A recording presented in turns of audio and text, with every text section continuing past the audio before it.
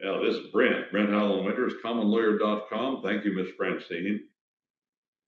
Commonlawyer.com, www.commonlawyer.com. Coming to you, coming at you from the remote hinterlands of the Wabash River Valley, where the hogs, the frogs, and the dogs keep up a racket all night long. Catechism on the Constitution, question 277. When such a record is made in one of the states, and a copy of it, duly proved, is given, must that record be received as proof by all the other states?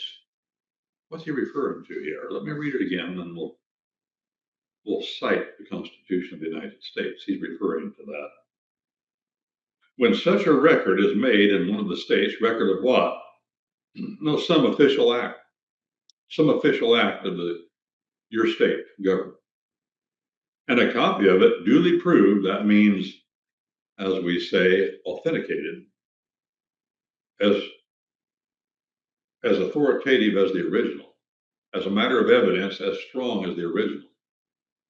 We call them conformed copies at the courthouse. I've gone to the courthouse and said, well, a judge said this. That's an official act of government when a judge gives an order.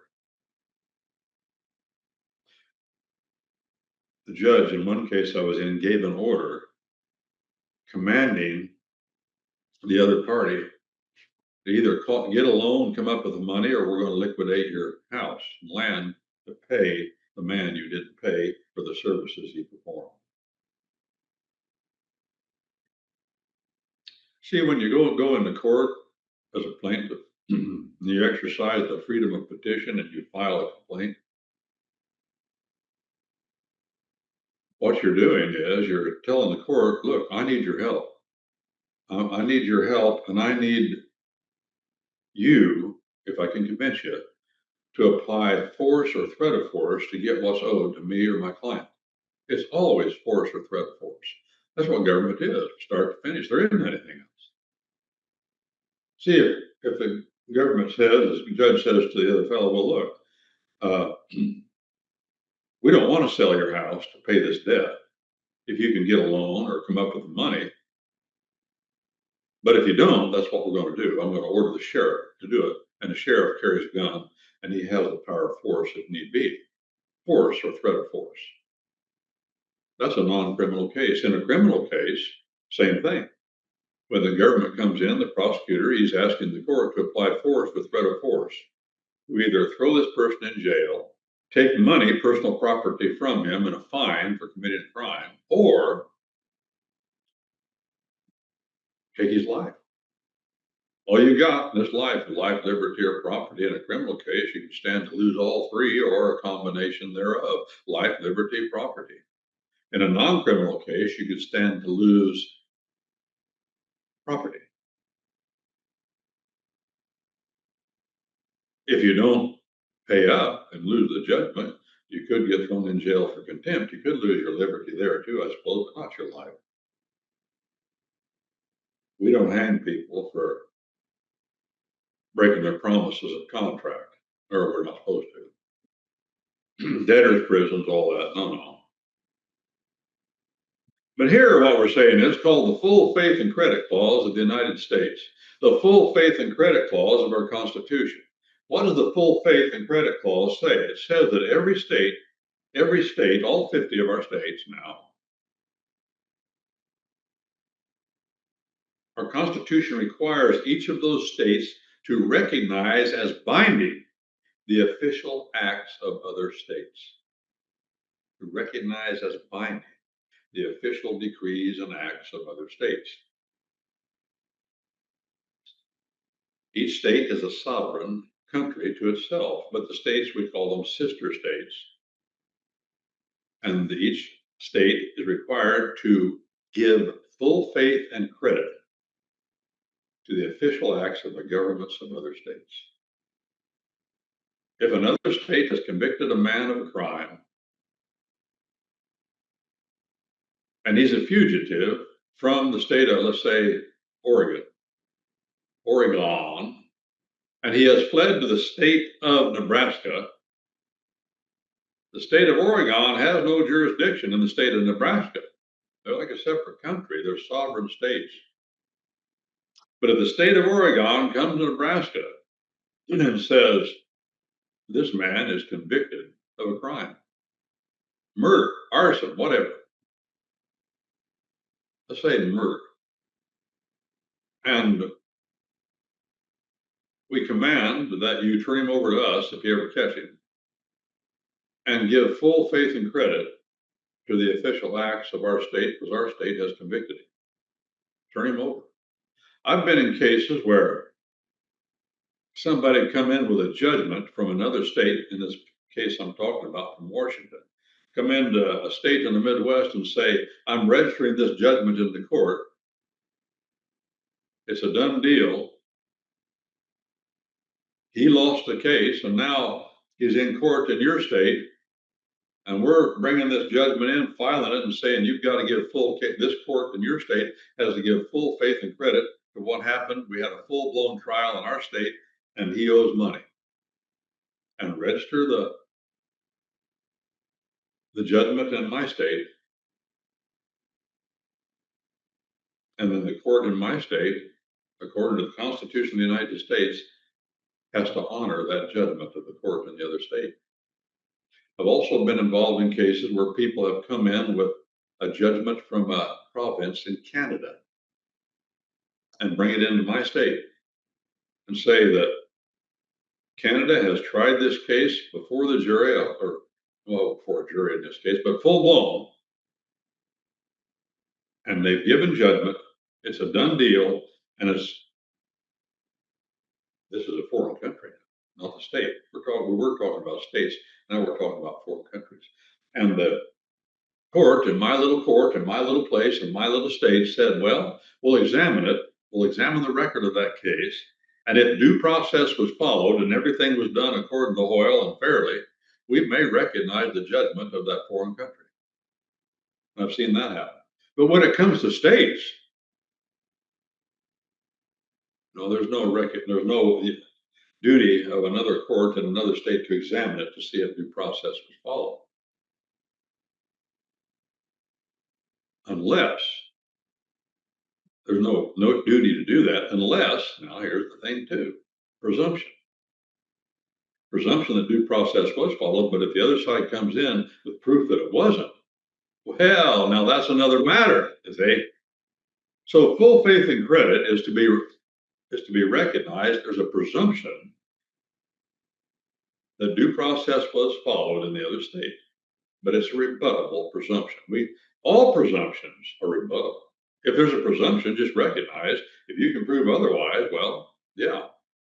I've been involved in extradition proceeding where one state will come in and try to extradite a fellow from that state to their state. The presumption is that due process was followed. But in every state, the courts have what we call an extradition hearing when it comes to criminal matters, and the court in that state must be satisfied that the court that has the wanted man, or that wants the wanted man, that due process was followed there, and it will be. They have the right to demand assurances that this man in their jurisdiction is going to get a fair shake. Remember that old rock and roll song, Indiana Wants Me? I Can't Go Back There. That was the refrain of the song, Indiana wants me, Lord, I can't go back there. Well, that was between two states. The song was about sovereign jurisdiction between states. If you flee to another country, does the other country have to give you back to the United States? If they have an extradition treaty with the United States, yes. If they don't have an extradition treaty with the United States, that they said they will do that, no. Let me give you an example. It's a real example. The state of Israel, the Israelis have no extradition treaty with the United States for tax crimes. The state of Israel, last time I checked, now that's been a few years back, I assume it's still the same. I don't think there ever has been an extradition treaty between the United States and the state of Israel for people who committed tax crimes in America and fled to Israel with their money all backed up. and get it there. Now we have extradition treaties for tax crimes with other countries, but not the state of Israel. Or we didn't. Again, you can go look. I would wager, I haven't checked in a while, don't.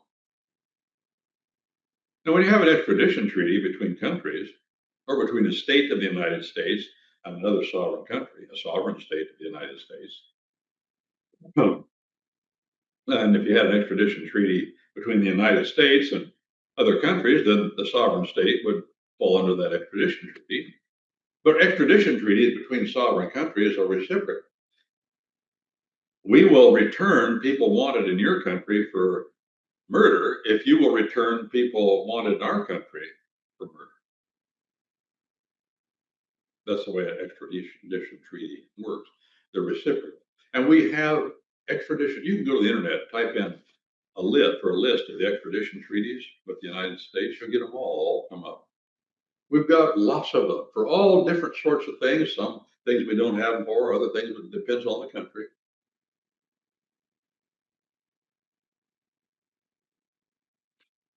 Well, official acts of one state, the sister states, are to have a presumption of lawfulness of those acts. How about, for example, I told you about this case. I had a client that went through a divorce in Kansas. He was a beneficiary of a trust that held a gold mine. His wife wanted part of it. The judge said no. It's entrusted property. And by the way, that's how a trust works. It's good for a lot of things. A lot of things. Asset protection trust. Well, the entrustment did not occur in the state of Kansas. The entrustment occurred in the state of Arizona where the mine. Therefore, the state of Kansas was obliged to follow the law to recognize that trusts are legal in Arizona. I've mentioned many times, I'll mention it again. There's one state of the United States that does not recognize the trust arrangement, the common law trust. And that is the state of Louisiana, because the state of Louisiana is not a common law jurisdiction. The state of Louisiana is a Roman civil law, canon civil law jurisdiction, just like Quebec up in Canada is a Roman canon civil law jurisdiction, the Code of Justinian. And the French form applies. And Louisiana, the Code of well, the difference is, I think the Code of Justinian in the French form called the Code of Napoleon is the law of Quebec.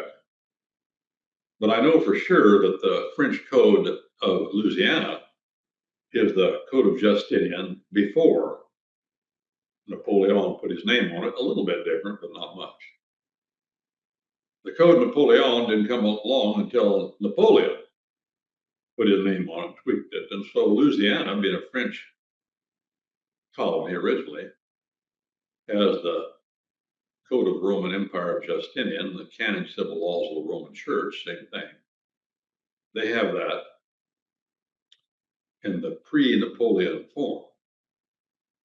Well, either way, because they're not a common law jurisdiction, the common law trust is not something you can settle in Louisiana. But under our Constitution of the United States, each state has agreed to allow a presumption of legality if somebody goes through a divorce in Louisiana. Louisiana will recognize, Louisiana courts are bound, according to our Constitution, to recognize the trust that was formed in Nebraska or Kentucky or Virginia. Full faith and credit clause, look it up if you want to look more about it. That's what it's called. Question 278, when a citizen of one state goes into any other state of our union, may he be treated as if he was a foreigner. May be treated as if he was a foreigner, or may any difference be made between his privileges and the citizens of that state? Is he a foreigner? Yeah. He's from another state, those are sovereign states. Are they to treat him differently? Our Constitution says no. All the privileges and immunities of a sister state I'm entitled to in that state, just like they are, just like I was a citizen. Why? Because we have commonality, because we're freemen of the United States, our country. This arrangement that we have here in America is not logical, friends. And all of the world at that time when our country formed, pretty much all of Europe said that'll never work. Oh, what won't work? Well, you're trying to have two sovereignties at the same time in the same country, and sovereignty is an absolute. You can't have two sovereignties functioning together. That's not possible. That was the conventional, logical, and reasonable view of the whole world up until America. Well, no, I won't say that. Up until England, but England had forgotten. You see, England was made up in its Anglo-Saxon common law days before the Norman invasion of shires. After the Norman invasion, they were called counties. Why? Well, because the Norwegians that had settled on the coast of France had picked up the French tongue, and when they invaded and conquered England, they called them counties, and so we still call them counties, but the old Anglo word is shire. A shire is a county. Now, when Old England, before the Norman invasion, there were several shires, and every one of those shires was analogous to our states of the Union. In other words, there was one England, separate kingdoms. Each had a king, each shire had a king. But in case of war with the Danes, and the Danes are always trying to invade the Vikings, in the case of war, there was what they called an over-king. In the case of war only. And once war and invasion started and they had to join forces to fight, they elected that over-king, gave him martial law powers to fight the war. Command. And the first great over-king of England was in the 800s. And he was called Alfred the Great. He was over-king. The other kings had said, we want you to take command of the militia. We have to have one commander. Military life requires a single command. That's the law of the city. There's a proper place for that. War. So England did have that during Anglo-Saxon times. And in America, what we've returned to, listen to, to not understand our history this way, as Justice James Wilson of the U.S. Supreme Court said, America reaches back before the Norman invasion of 1066 and establishes our common law tradition as it stood in that time. And part of that is dual sovereignties within the same country. Sovereignty is an absolute word, my friends. If a nation is sovereign, what that means is that nation, that's sovereign, answers to no other power on earth, by definition.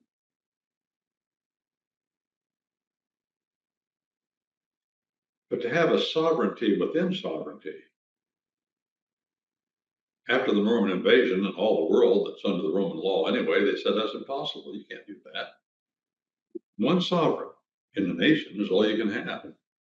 You can't have competing sovereigns. We said, no, we're going to try it like the Anglo-Saxons did it.